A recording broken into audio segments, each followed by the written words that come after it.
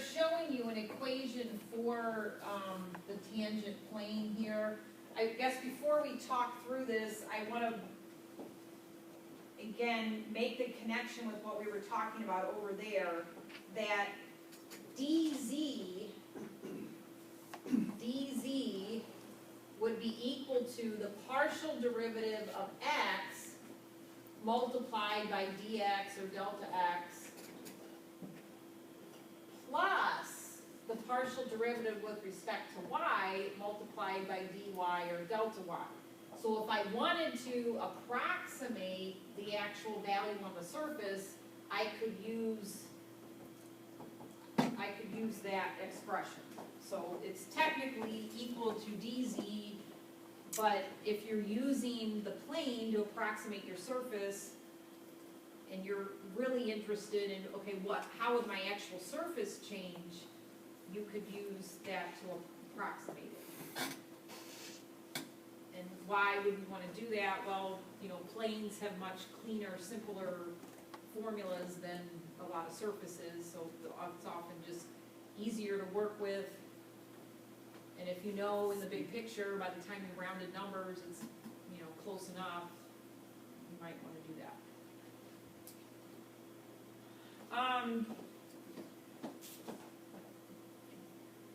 Down here they have given you, and this is typed in your notes too,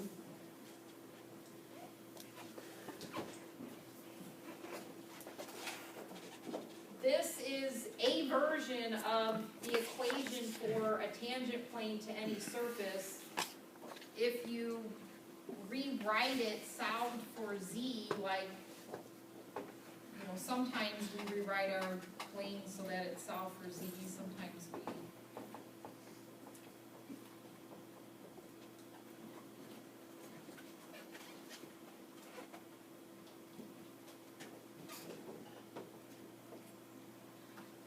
So let's think through the pieces of this so that we're not memorizing it. Instead, we're understanding why it makes sense to use what we have. First of all, this right here is the value of the function at your special point you're interested in. So we want our plane touching the surface at that point. Okay, so that's the point that the plane and the surface share. And then these values are serving as part of the normal vector to this plane. The normal vector is actually f sub x, f sub y, and then -1. Why the -1? If, again, I have various things I want to focus on today, so let me just tell you the page you could look at if you're wanting to. If you look on page 939, okay, if you read page 939, they kind of talk through the algebra on where this comes from. But if you have a surface, okay, so later after we talk through some of the other things I want to talk through, I have an activity for you guys to work on. If you want to, you can kind of come up and play with the rock. If you have a surface, picture a plane, being tangent at a certain surface, f sub x is telling you the slope as you scan in the x direction at that point. F sub y is telling you the slope if you scan or, span in the y direction from that point. So if you then take those directions and then you move actually up or down in terms of z, you're going to get a vector that is perpendicular to your surface at that point. Okay, so it takes a little bit of visualizing, but then also if you look at the algebra on page 939, it kind of ties it all together. So basically, if you move in the direction of the slope in the x direction, and then in the direction of the slope in the y direction, and then up or down, I mean, they write the formula so it's down, you're going to get a vector that is perpendicular to your surface at whatever point you're interested in.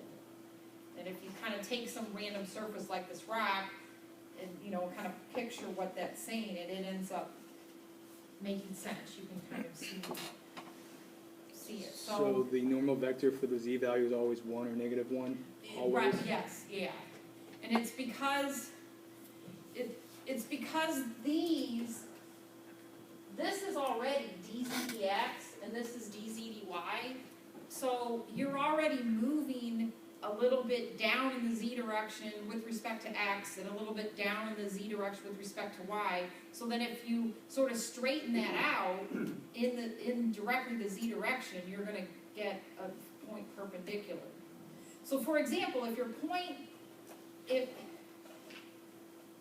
let's say f sub x actually points you directly down the x-axis, and so like if I'm right on top, you can kind of see that. If I move to a point over to the side, f sub x and f sub y are not 0, and so their tilt, you know, so picture moving in the x direction a little bit, and then moving in the y direction a little bit, and then moving straight up in z. So I move a little bit in the x direction, I move a little bit in the y direction, and then straight up in terms of z would be here if f sub x and f sub y were 0, but they're not 0, and so by the time you move the slope value of x, and you move the slope value of y, and then you move up one position in the z or direction, or down one position, you'll be perpendicular to your surface.